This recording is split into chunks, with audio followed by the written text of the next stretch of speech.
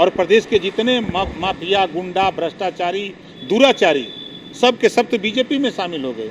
BJP एक ऐसी washing machine है, इधर से हिलते हैं उधर से क्लीन होकर निकलते हैं। सरसों का तेल 250 रुपया किलो हो गया, अरहर की दाल 150 चला गया, पेट्रोल 100 रुपया पार कर गया, डीजल जो है 100 रुपया होने वाला है। इन्होंने के मोतियाबिंद भला दिखाता ना है में आए।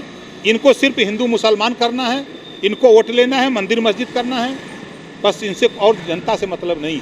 कहाँ जइहन के करी यहाँ जइहन 14 साल वनवास में रहला। ओम प्रकाश राजभर जब लगलन तब सत्ता मिलल है। किसी को कहाँ कोई मना कर रहा है। मज़े की बात है कि आज के तारीख में बड़े पार्टियों के बयान आ रहे हैं कि हम बड़ी पार्टियों समझौता नहीं करेंगे, हम छोटी पार्टियों से करेंगे।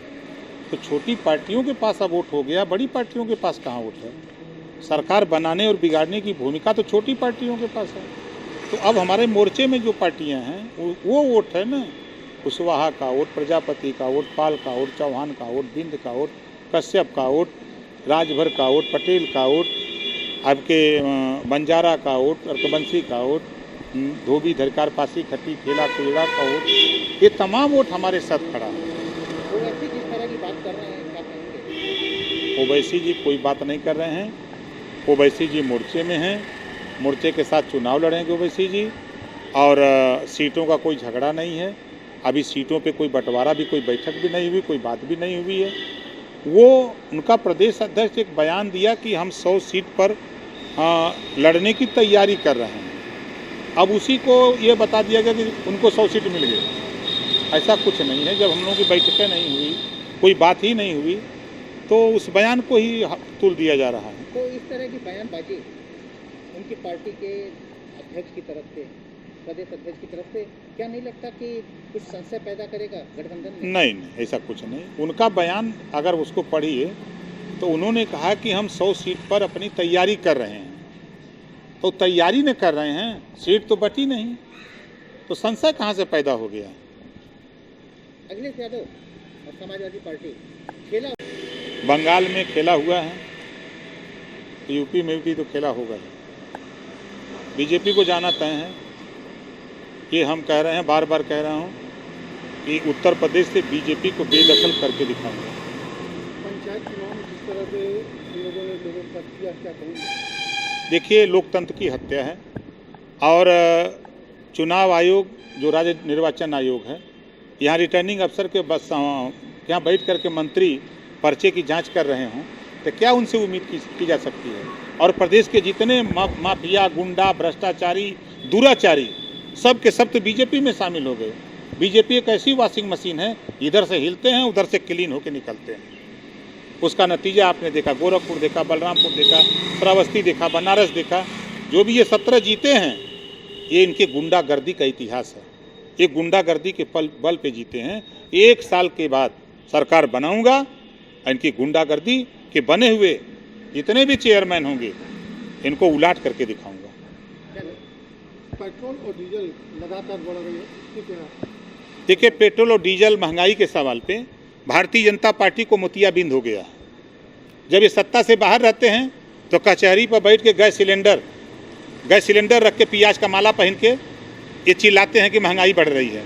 आज इनको मोतियाबिंद हुआ है। पेट्रोल, डीजल, सरसों का तेल 250 रुपया किलो हो गया, अरहर की दाल 150 चला गया, पेट्रोल 100 रुपया पार कर गया, डीजल जो है 100 रुपया होने वाला है। इन्होंने के मोतियाबिंद भला दिखाता ना है। गैस सिलेंडर 900 चला गया। तो ये महंगाई जिस मुद्दे को कह करके जनता के बीच में आए, इनको सिर्फ हिंदू मुसलमान करना है, इनको वोट लेना है, मंदिर मस्जिद करना है, बस इनसे और जनता से मतलब नहीं है। आपने देखा बलिया से लेके बांदा तक गंगा जी में लाशें तैर रही हैं। आज भी, कल भी लाशें तैर रही थी। आप कह रहे हैं 2022 बाहर कर देंगे, लेकिन ऐसी संभावना लगता नहीं है कि वो लोग तो बहुत बड़ी तैयारी में है। कहाँ जइहन के करी यहाँ जइहन 14 साल वनवास में रहला। ओम प्रकाश राजभर जब लगलन तब सत्ता मिलल है। अब हट गल हुआ, ये सपना छोड़ दें लोग। अब हुआ बीजेपी में वही लोग हैं जो लोडर जो गुलाम लोग हैं। वहाँ समाज के प्रति अधिकार दिलाने के लिए, हिस्सेदारी के लिए, जिसके पास भी 1 पैसे का भी अगर ज्ञान है वहाँ नहीं रहेगा। आप जिनको साथ थे अगर 2022 में ऐसी स्थितियाँ बनेंगी कि अगर वो आपको फिर से ऑफर करते हैं तो देखिए, ये डूबती हुई नैया है, उस नैया पर कोई सवार नहीं होगा। जिसको मरना है वो जाए, हमको नहीं जाना है मतलब भाजपा के साथ जो जाएगा, ना। वो मर जाएगा, वो डूब के देख लीजिएगा ना भाई। इसमें दिखाऊंगा, गिनती काउंटिंग होगी, टीवी पे देखिए, अपने अपने टीवी पर। सपा में भी जाने की बात आपकी आ रही है? हमारी, सपा अरे हमारा खुदा मोर्चा इतना तगड़ा है कि उनको आना पड़ेगा कि हमको जाना है। अब जब जैसे जैसे समय नज़दीक आ रहा है, परिवार का विवाद कम होता नजर आ रहा है। अब चाचा भतीजा मिल के बात करते हैं, एक कमरे में बात करते हैं, लेकिन बताया नहीं जाता कि किस विषय में बात हुई। शिष्टाचार मुलाकात, पारिवारिक मुलाकात कहा जाता है। ये अच्छी बात है। अगर परिवार में झगड़े हैं, आपस में लड़ाई है, अगर वो ख़त्म हो जाए तो हर परिवार खुशहाल रह सकता है। ये कौन सी बात है? ये तो सबके घर झगड़ा झंझट होता है, फिर एक होते हैं, तो वो भी हो रहे हैं, तो क्या बुरा कर रहे हैं? सत्यपाल और अखिलेश में जो तनातनी थी, चुनाव आते ही वो तनातनी वो होता रहता है। घर में झगड़े, बच्चे होते हैं, झगड़ा झगड़ा होता रहता है। बाप चाचा में झगड़ा होता है, दादा बाप में होता है, औरतें होती हैं, झगड़ा होता है। तो उस झगड़े को अगर ठंडा बैठ करके लोग ठीक करें तो अच्छी बात है।